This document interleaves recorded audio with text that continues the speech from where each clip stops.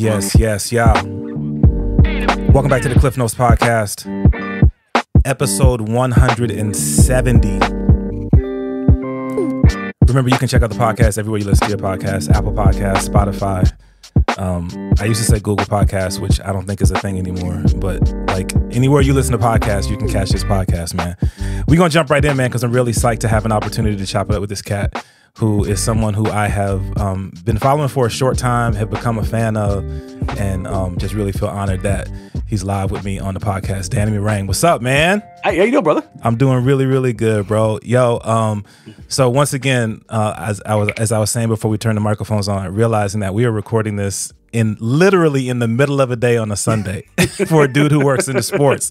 Was not thinking about that when I asked to schedule this. I know it's really easy because I can throw. I've got multiple monitors up. I can throw games up, and I could kind of have it like it's like observed through osmosis, as it were. Right. I don't have to. That's the thing about sports and football in general. Like, you don't have to watch every single second of it. You just gotta take it in. Like it's like medicine, man. As long as you're there, you're good. No doubt.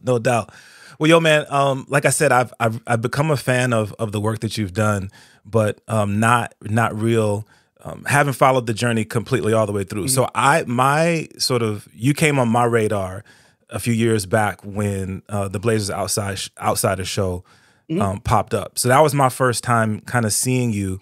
But then doing a little bit of research, it looks like actually I was late to the party because you was doing stuff prior to that. So just a little bit of history, like how you got started in covering sports, I guess. It's actually pretty crazy, and I have a lot of young people who ask like how to get into sports and how to what was my path and where I went to journalism school and those kind of things. I'm like, well, my path is not going to be your path. That's the gist of it. Is like it's not viable. Mm-hmm. It's just like, and that's the thing is I think covering sports today, there's so many different ways to go about it. The barriers to entry are gone. Mm-hmm. Like you can just start up a podcast. Mm-hmm. Like, and if you've got the juice, and it's great because you don't have these pretentious J school people like holding people back anymore. Mm-hmm. And not that you don't want people that are trained, but I've seen plenty of people that went to J school who have no business like working in the industry. It's just like, look, man, go cover the news. Like you don't love sports, you don't want to understand it, you don't want to look at it and through a holistic lens, like. And there's room for everyone, but it's also there's people that there's like, oh, I went to Missouri or I went to Syracuse or I went to Northwestern, one of these prestigious J schools, and like that somehow is means they're better. And it's like, look, man, I know plenty of people that are at the top of the world right now in the sports media world that didn't go to J school, like or they went to a lesser place, and I think. That's kind of, and that's not even like to excuse my story to make mine better. I just think it's a good place that the barriers to entry are gone. Like there's no more gatekeeping in the world. Yeah. Well, there's not no more. There's less, I should say. Yeah. Mine came about because growing up, I wanted to be a play-by-play announcer. Okay. And that was always like, I think the number one thing that I wanted to do. It was really high up there though. I was going to go to business school at a high school, and hilariously enough, being a USC guy, I was going to go to Oregon. 9/11 happened, and I enlisted in the Air Force the next day. Wow. And after, serving overseas, and I worked in military intelligence, where I learned a lot of skills that were supremely helpful in kind of what I do in a day-to-day type life now, even in sports. Obviously, a little less threatening. Right. But yeah, like I learned how to do analysis, and I learned how to take stock in things and just how to read situations. And it was very, very helpful. And I was super immature as a kid. Not that I'm immature now. I'm just slightly less immature. But it helped me grow so much as a man, as a human, mentally, emotionally, physically, spiritually, however you want to categorize it. That was a huge part of it. But I always had this thing in the back of my head. And so if you're in the military, you know about the Armed Forces Network, AFN. That's how you get your sports when you're overseas. Well, that's how you got your sports when you're overseas, when we didn't have cell phones and stuff like that overseas. Yeah. Where you could just turn on your phone and watch a game on YouTube. Right. That was not a viable situation in 2003. Okay. So, Yeah, that was a little bit different. But I went to high school with Ben Golliver, who is the lead basketball writer at the Washington Post. Okay. And after I got out, I was talking to him about wanting to do something. And at the time, he was still at Blazers Edge. And Blazers Edge was looking for another feature writer. This is like 2010. Okay. And I was like, I don't know, man, I'm not a writer. And he's like, who cares? Yeah. Like you know this and you know basketball, learn how to write. And I was like, okay, cool. So I went in and I was a terrible writer. But Dave Deckard, who's still the managing editor there, gave me the single best piece of advice in media as far as like my product that I've ever gotten. And he was like, stop trying to write how you think people want you to write and write how you talk. And it completely changed my writing style. Okay. Completely changed my writing style. I'm still a bad writer, but now it's more me. Yeah. You know what I mean? It's more unique. It's more, you can tell it's me writing it. Right. Yeah. And that really, I think, helped elevate my game. And it made me stand out in the crowd.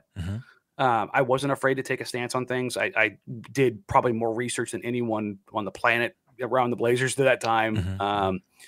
It was at the time when analytics were really pushing to the forefront in the NBA, and I kind of rode that wave as well. And it was like peak blogging period.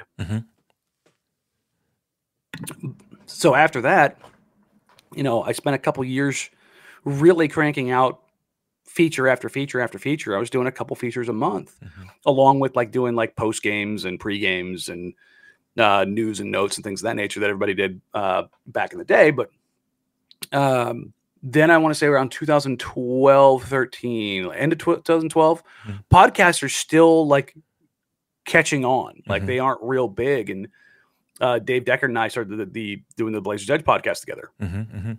And we got it to where it was the number one Blazers podcast in the world.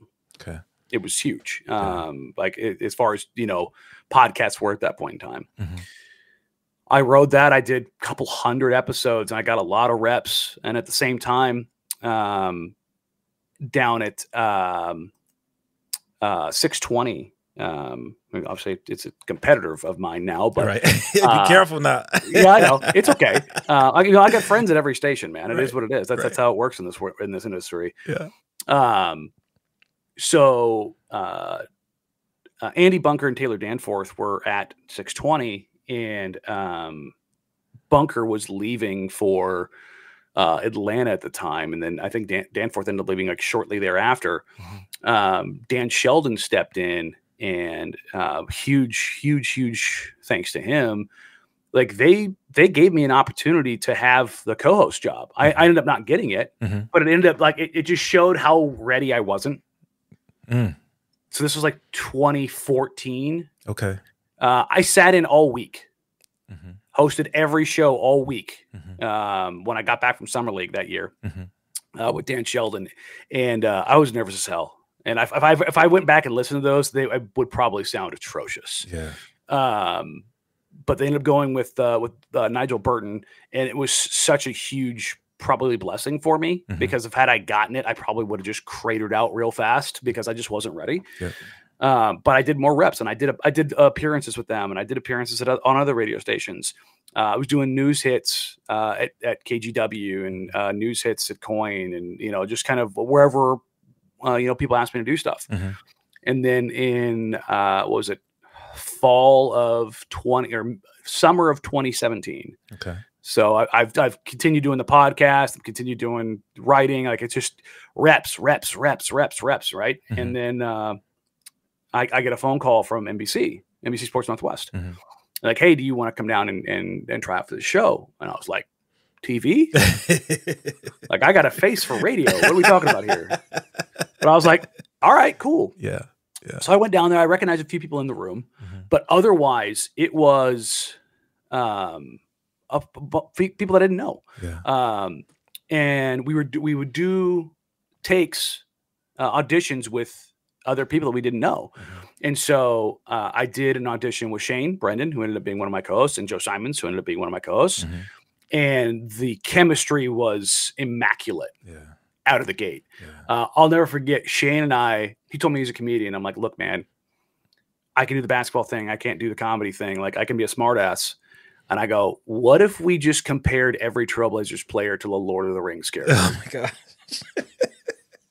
And he was like, that's so stupid. I love it. Right, right. And so we went in and made an ass of ourselves in the 7-minute cut, and it killed. Yeah.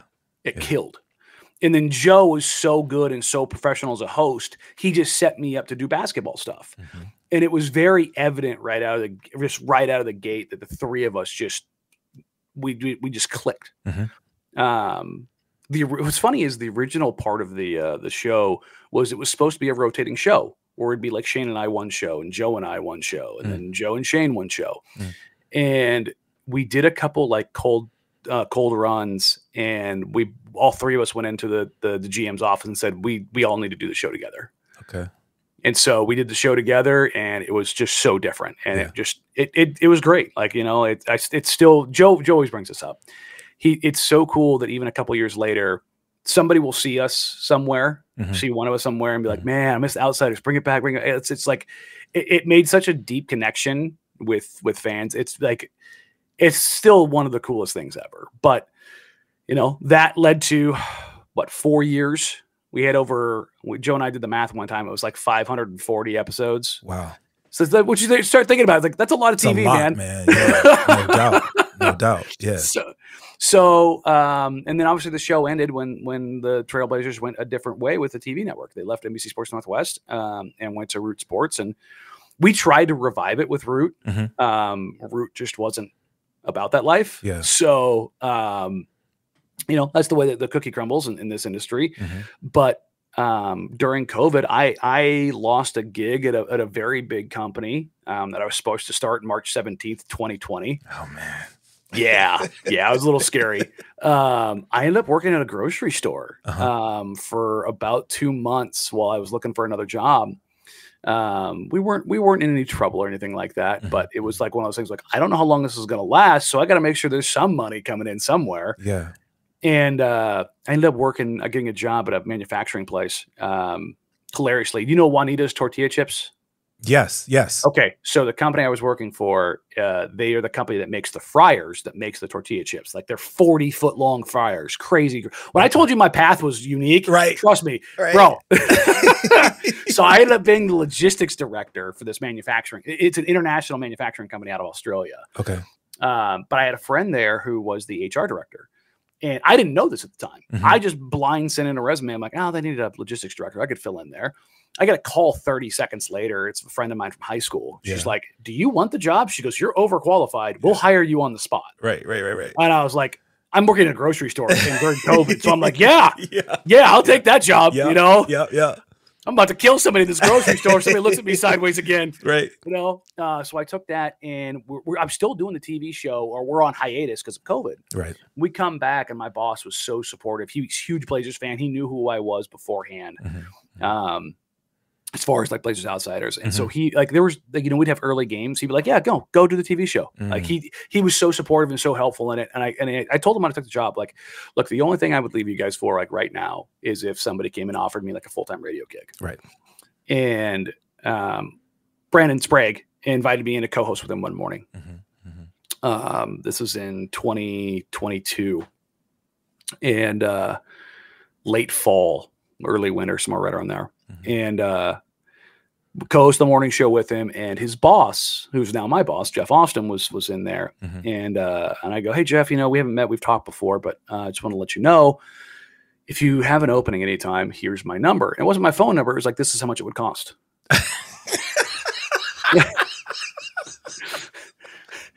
I shot my shot. I said, I go, if you guys can get to this number, there will be no haggling. There will be no back and forth. I will sign. And he kind of looked at me and smiled. He's like, okay.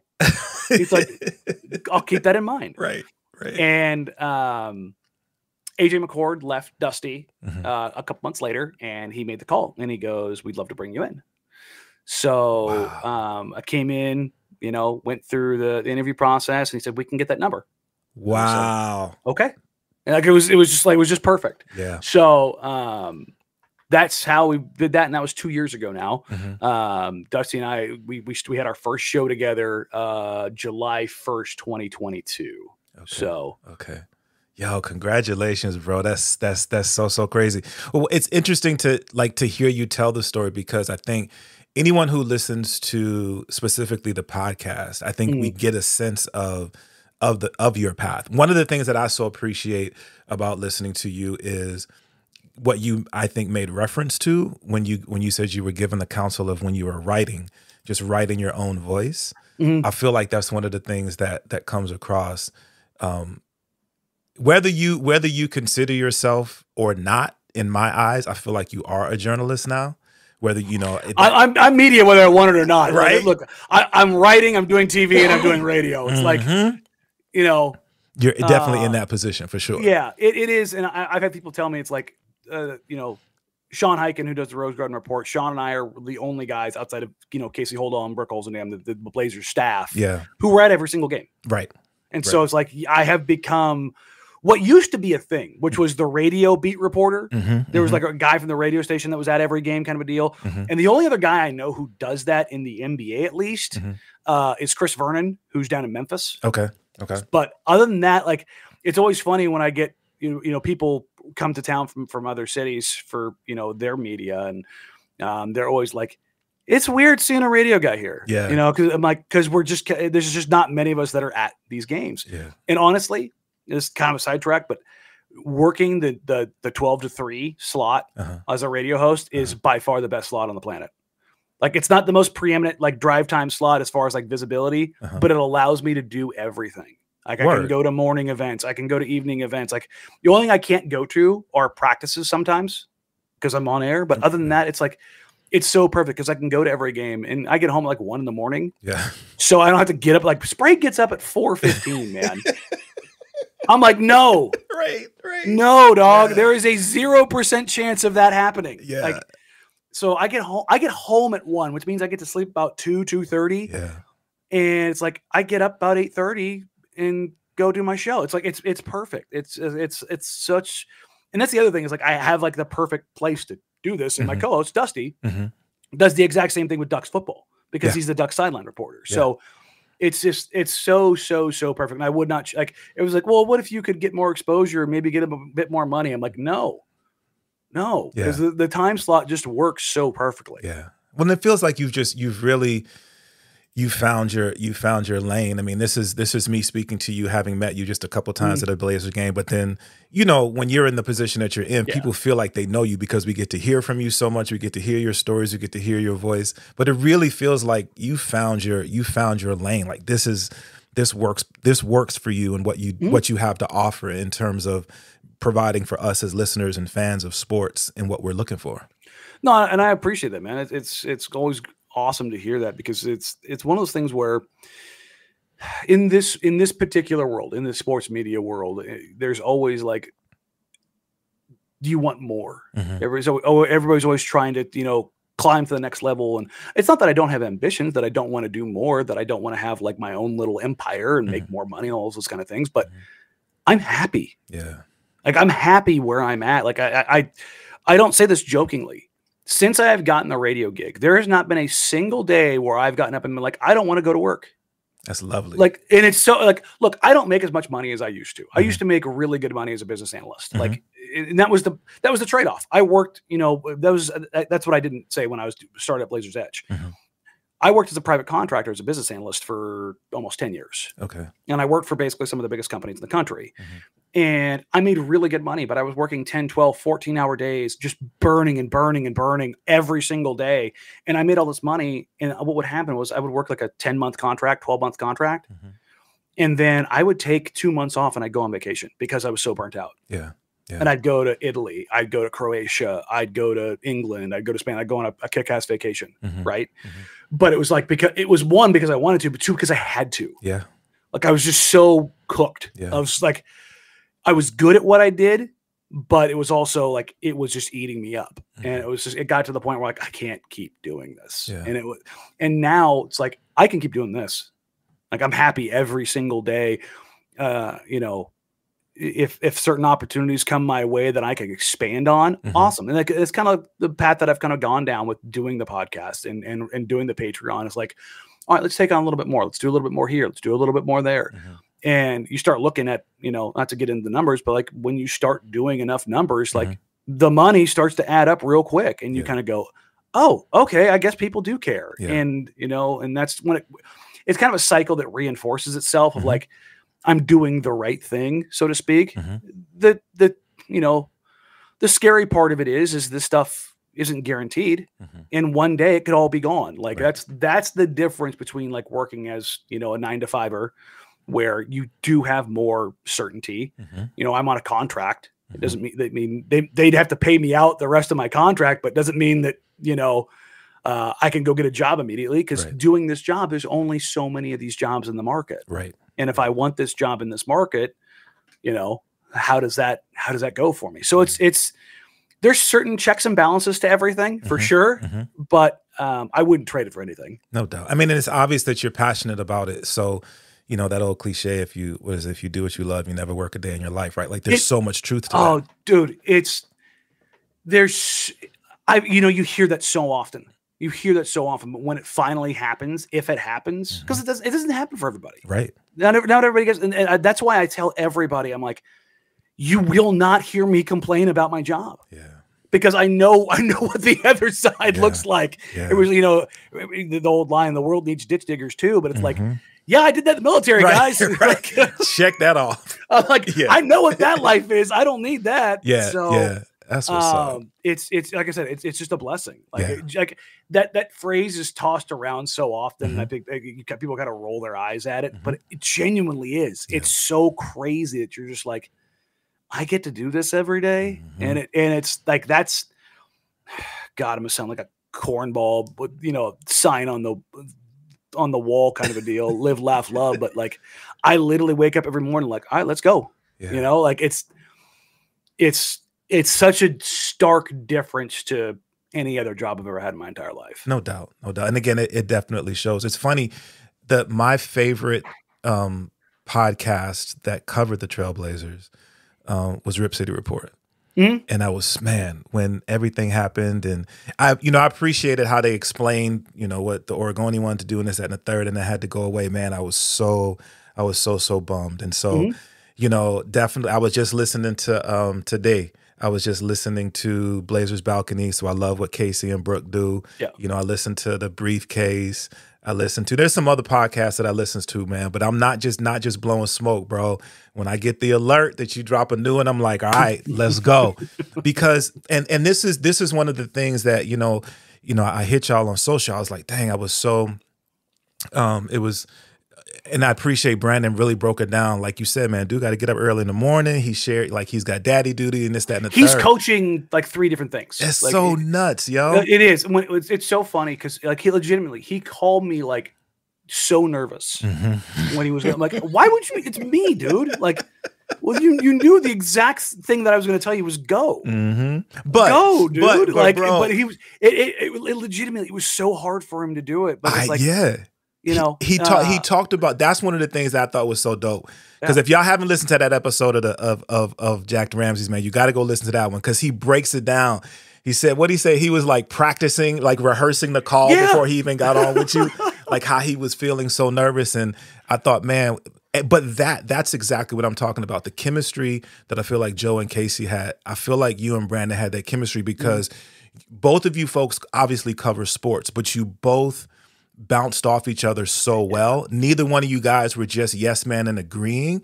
And I think that creates such an interesting conversation when people are listening, that they get to hear, you know, just two different ideas about the content that you guys are bringing. And I think that was so great.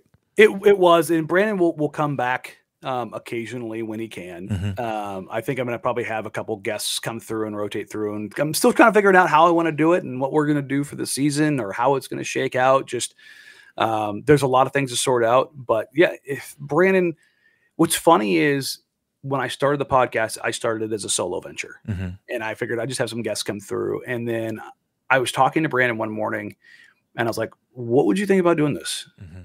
And he's like, you know, I've been kind of wanting to talk some Blazers. And I'm like, come through. We'll do a couple shows together and see how it goes. Yeah. And we'll go from there. Yeah. And we know we were already friends, and we already had a relationship, but it just got stronger. Yeah.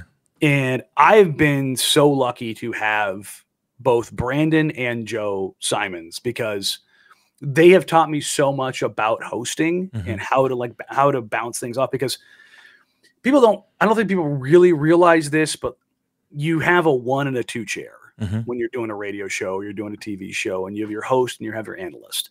I'm more analyst. Like that's my role. I can be a host. I host a radio show every day with Dusty. And I don't know if people actually catch on to this. Dusty hosts the first half of the show. I host the second half of the show on the radio. That's interesting. And we do that just so one person isn't always setting up the other. Yeah. So that way we actually, we know that we're going into things, like one person will be setting the other one up in the other half of the show. And so we kind of structure the show that way. Okay. It makes it a little bit different that way. And you also, as the host, you have to, I think, carry more burden. Yeah. And so when we split those duties, it makes it easier. Yeah. Yeah. And doing TV, you can't really do that. But Joe was and is so good at it. And I hate him for it, because he's so good at it. He could roll out of bed and be the best host in Portland. Yeah. It's so frustrating how good he is at it.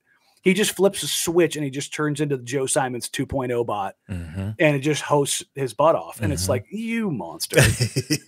He's just naturally talented, and he's got this voice, and it's like, all right, dude, enough. Yeah. Yeah. Brandon's different though. It's not that he's not naturally talented, because he is, but it's much more conversational, which feeds into the podcast part of it with me so well. And that was one thing he was always so good about keeping things moving and like adding where it needed to be added, and not taking away where it needed to be. And I always, that's what was so selfishly what I loved about having him be on the show. Yeah. Is that he could both set me up, and I could set him up, like, oh, what do you think about this? And he would go down his, and he'd have his pushback. So he just had that ability to just kind of to walk through both. Yeah. Yeah. I think it's so dope that you're going to continue to bring him back. You know, it's funny. I was thinking about something, thinking about getting to talk to you today. And now that you're on the radio, so I do a 2-hour radio show, but it's music based. Right. And so I'm playing records. I'll do interviews. You know, I may do an interview somebody for like 20 minutes, but I'm talking to someone. Other than that, I'm just doing like little 10 minutes of on the mic, and I'm just playing records. Yeah. Bro, you got to talk for 3 hours on the radio, B. Like, come on, man. I don't know if I got 3 hours. You know what I'm saying? That, 5 days a week, yo. This is what I will tell everybody. For people who love me, people who hate me, and everyone in between. Yeah. This is where I'm going to sound obnoxious. I don't care. If you could do my job, you'd be doing it. Come on. You can't. Come on. Yeah. You can't. Yeah. Yeah. Because doing 3 hours every single day, it was like, oh, you only work 3 hours. Talk for an hour straight. I dare you. Come on, bro. People don't get it. People don't get it. I dare you. Now do 2. Now do 3. Now do be funny. Now be engaging. Now have all the energy in the world, and also know what you're talking about. It's the greatest job in the world. Yeah. But not everybody can do it, because it requires certain things. You have to be quick-witted. You have to be engaging. You have to be smart. You have to be funny. You have to have all these different emotional skills that you can call on. Yeah. And I'm not saying that I'm the greatest person in the world. There's so many radio hosts who are so much better than me. My God, I'm the bottom of the barrel. But like, for everyone who's like, oh, I could do it. I have told my boss, I'm like, for all the people who say I could do this, I want to put them on a mic. Just throw them in. Just, here you go. Throw them in there and watch them stew. 1,000%, bro. Because you've seen people when they get on the mic for the very first time. Oh, yeah. Oh, yeah. Yep. And I'm talking about people who, like, I've seen rock stages, you know, do their thing, like when they're in their element. Yep. You put a microphone in front of them in the studio, and yeah. Like, everything changes. That's where you have to be good at what you do and bringing that out of them, like making them feel comfortable. So no, I feel you, bro. So that was the biggest change for me for doing radio full time. Yeah. Was like, first couple of weeks, I was like, whew. I was getting home. I'm like, I'm tired. Yeah. Like, and you get done with every show, and it's both good and bad. I've got an hour plus drive because the studio's in the Pearl, and I live in Newburgh. That's so crazy to me, B. Bro, look, man, I moved out to Newburgh before I got the radio show during COVID. Okay, I got the radio show like 6 months later. Oh my gosh! Had I known, right. Had I known, yeah. But you know what? You ain't lying. That hour drive, and my 9 to 5 is in healthcare, and I work about an hour from home, and so I get it, man. That hour drive, it allows you to decompress and reset before you get to the house. So I get it. Yeah. And that's it's actually kind of a blessing in disguise. I get frustrated because I get stuck in traffic, but it is like because I've got a big old thing of water. I drink one every day, and then I have some in the car, and I'll just pound water and kind of replenish and refresh on the way home. And then I get home, and my wife will look at me like, "Hey, what are you going to do?" And it's usually one of two things. It's either go to the gym or take a nap. Yeah. It's like there's a two-pronged path. Right. It doesn't usually stray one way or the other. No doubt. If it was one of those days where it's like, hey, I was up till 3:30 in the morning writing, and I got up at 7, and then I went and got prepped and went, worked out, did the show, then it came home. I'm probably going to go take a nap. Kind of a deal. Yeah. But it's again, I would never, ever, ever complain about working on the radio. No doubt. But I want people to be aware that talking for 3 hours every day is not taxing in the way that you think it is.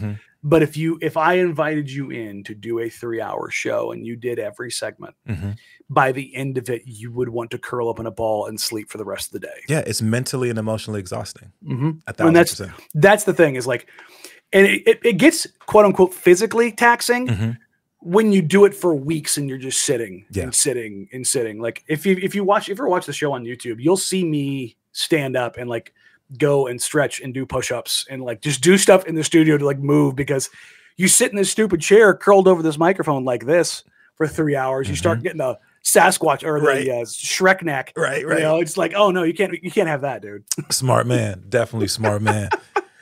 Okay, so like I said, thank you so much for sharing the story, because very, very interesting to me to know people's journey, and then to hopefully allow other people to hear the journey as well. But it would be dumb of me to have you on here and not dive into a bunch of sports questions. Oh yeah, let's go, man. So one of the things that as I said, it's so cool to listen to the podcast because I feel like your personality definitely comes through. And let me say this too.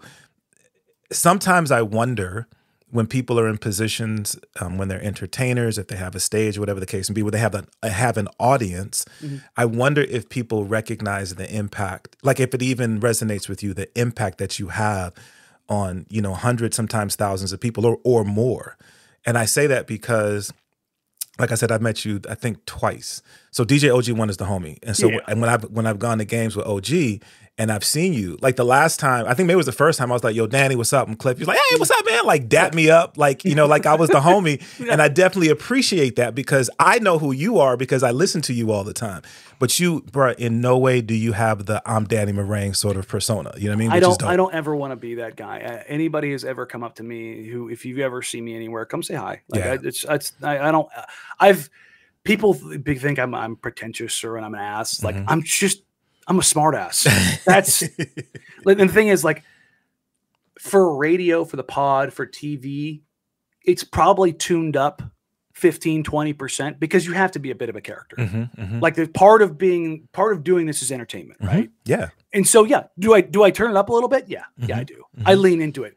There'll be times when I'll do a segment and I'll go on a rant on the radio, and we'll go to a commercial, and Dusty will be dying laughing because he knows he goes, oh, he's digging his heels in, and then he'll realize it and he'll keep poking because he's like, oh, this is perfect. Yeah. But it's almost all entirely me. Yeah. Because it's like you have to be you, and if you're not you, you can't fake the funk, man. And that's the thing. It's like, because if you try, eventually you're just going to wear out. Yes. Yeah. You're going to run out after a while. And it's like, you can't fake that. And that's what, like, when I say, like, I never had a bad day or never wanted to get up doing the radio because I'm just me. Yeah. And people are like, oh, you don't actually think that, or you don't believe this. And it's like, brother, if I didn't believe it, but like, unless I'm obviously joking, if I didn't believe it, I wouldn't say it. Yeah. It's like, otherwise I'd go another way with it. And people are like, oh, well, you really think that? I'm like, yes. Like, And as far as like, you know, it's the craziest thing for me was when I first started really looking at podcast metrics, and I realized the Blazers Edge podcast was as big as it was, thousands upon thousands of downloads a week. And I was like, holy crap. And then, you know, I started Jacked Ramsays from scratch. Zero on the podcast downloads, you know, a brand new feed. Yeah. And when I saw it doing 5, 6, 7, 10, 12,000 downloads, and I was like, oh my God, are you kidding me? People are listening, bro. They pay like attention. This, and I was just like, it reinforced, because I there's been multiple times when other media entities have asked me if I wanted a job. And I was like, absolutely. And we talk, and then nothing happened. And I was 37, almost 38 years old. And I'm sitting there going, I don't think this is ever going to happen. You know? And I told my wife, I'm like, I think I'm just going to pack it up. I'll continue doing the podcast and, you know, whatever stuff kind of comes along my way. And it's a TV show, you know, because this is right when the Blazers left NBC. Okay. I was like, I don't know what's going to happen, kind of deal. I don't know if I'm going to get a radio gig. I don't know what's going on with TV, because it's a new TV provider, blah, blah, blah. So this is 2021. So,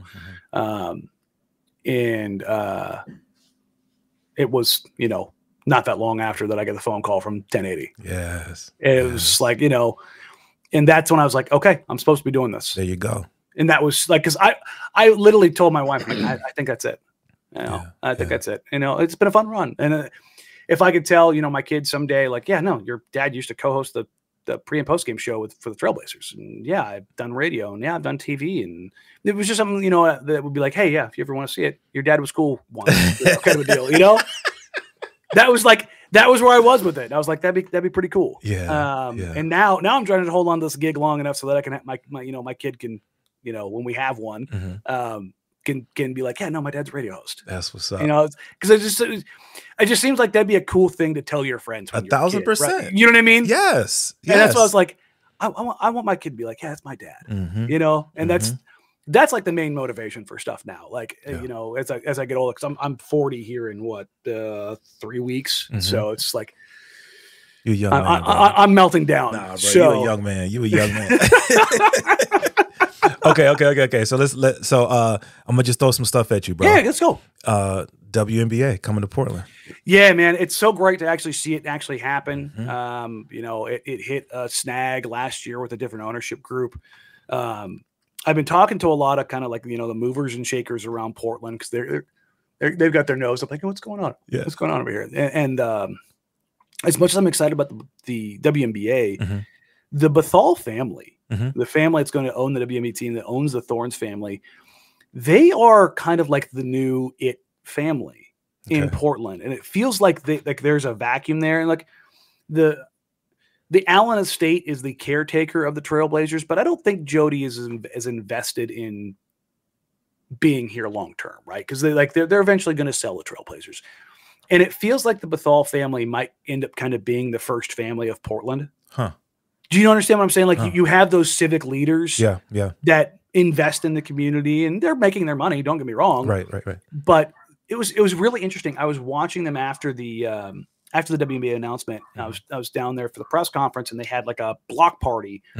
And Lisa and Alex, their brother and sister, Bethal, they are the owners of the WNBA team. They were out there shaking hands, kissing babies. Oh, that's what's up. Like in the crowd. That's what's up. And it didn't feel fake. Like it felt like they were like, they get it from an ownership perspective, from a community perspective, from a civic service perspective. Like they own it wholly. And there was something about that. It's like, yeah, having those kind of people, like, look, and this is going to sound weird, but it's good to have billionaires in your community. Yeah. You know what I mean? Like they provide a level of structure for commerce. Yeah. And that's like, and when they seem to really care, and from my understanding from people that I know that have worked with them in concert, whether it was with the Kings or the Thorns, they said they're legit. And I think that's a big, big deal. And I think that will go a long way to bolstering and uplifting the WNBA franchise. It is. When I was talking to people up and down, I go, it will not shock me one bit that the Portland WNBA franchise sets the attendance record the first year. Well, Danny, so I remember when the Fire were here, and it felt like even though they weren't successful from a wins-losses standpoint, they had one of the higher attendances. Yeah, that's what I thought. They folded because the financially they just weren't ready for that many teams, and the ownership did not have a taste for that yet. Yeah. You know, it's just it was a financial loss leader. Yeah.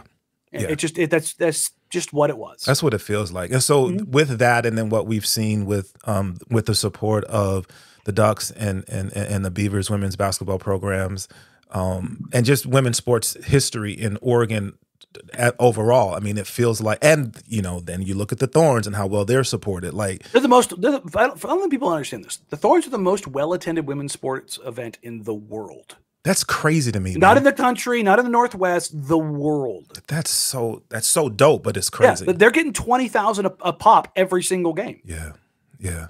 And it's like, don't get me wrong, they've had some of the top players in women's soccer too, but they aren't like, this isn't Miami FC or LA Galaxy where like you don't have the David Beckhams and the Leo Messis. Like they don't have this single, like Alex Morgan was here for a quick beat. Right. You know what I mean? She was overseas, but like, and they've got obviously, oh God, what's her name now? The Sophie, who's just an absolute stud, but like, or Sophia, but like they don't have the generational world carrying monster that some of these MLS teams have had that have like really buoyed their attendance and really uplifted them. They've done it from inside. Yeah. And it's like, and again, I think the Thorns and the Bethal family are going to seize on that and really push through. Yeah. Yeah. It's really dope to see. Okay. Pac-12. So I, keep it 100. I went to a small Christian college. So I root for all the Oregon teams, right? Okay. So I don't have a, whatever, but it was tough to see just because of the history of the Pac-12, it was really tough to see what happened, right?